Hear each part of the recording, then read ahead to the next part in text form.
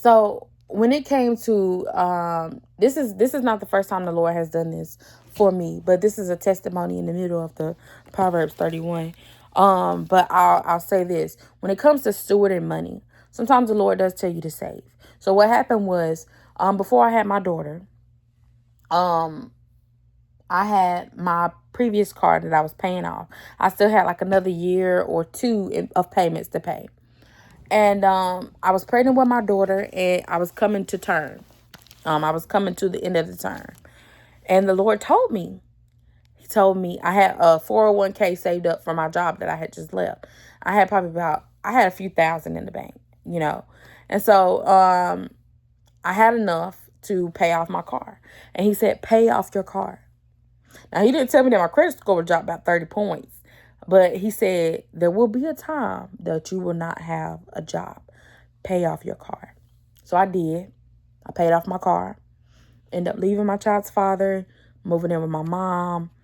I was working from home. I had a work from home job at the time. And when I tried to go back to work, because I was on my maternity leave and I was being paid throughout, when I tried to go back to work, my daughter was screaming in the background. I couldn't work. I had just got my esthetician license a month before she was born. God worked that thing out for me. But He had told me to go ahead and pay off my car. He said, because there's going to come a time that you won't have a job. And, I believed Him. I did. And it happened. I didn't have a job for a few months. My baby came. And I got to enjoy that time with her and bond with her. And I got to recover postpartum. All of those different good things, right? He told me, and I was like, okay. And so I didn't have to worry about my car payments or anything like that. He made sure my insurance paid, gas in my car, everything. Everything was good. So then fast forward to right now.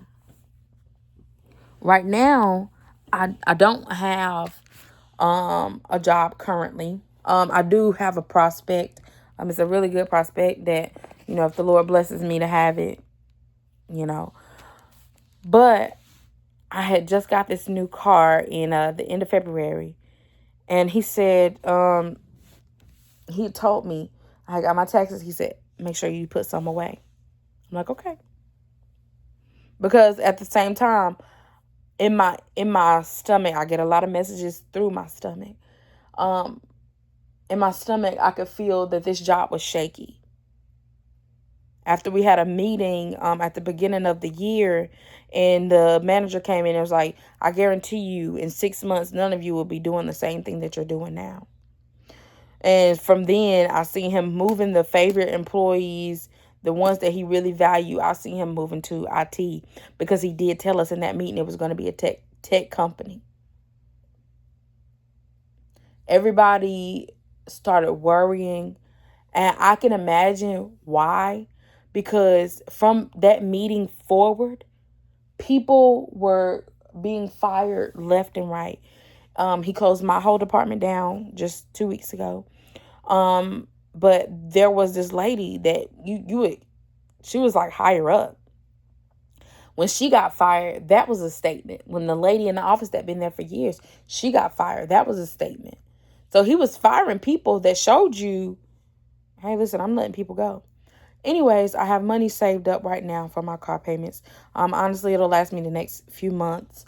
But I'm believing in God for a move, a powerful move, that I won't even have to use that. And I can use that for my down payment for my home. And I'll have a job to pay my car payments and save up for this new home that I'm moving into by the end of this year. This is what I'm believing in God for. It's already coming to pass. And I'm just believing it. And the thing about it is, when you have faith in the unknown. You have faith that no matter what your circumstance or what your situation looks like, that God can work that thing out. You could be jobless today and a millionaire tomorrow. Because that's the goodness of God. Just believe and stay in His will, and it will all work out for your good.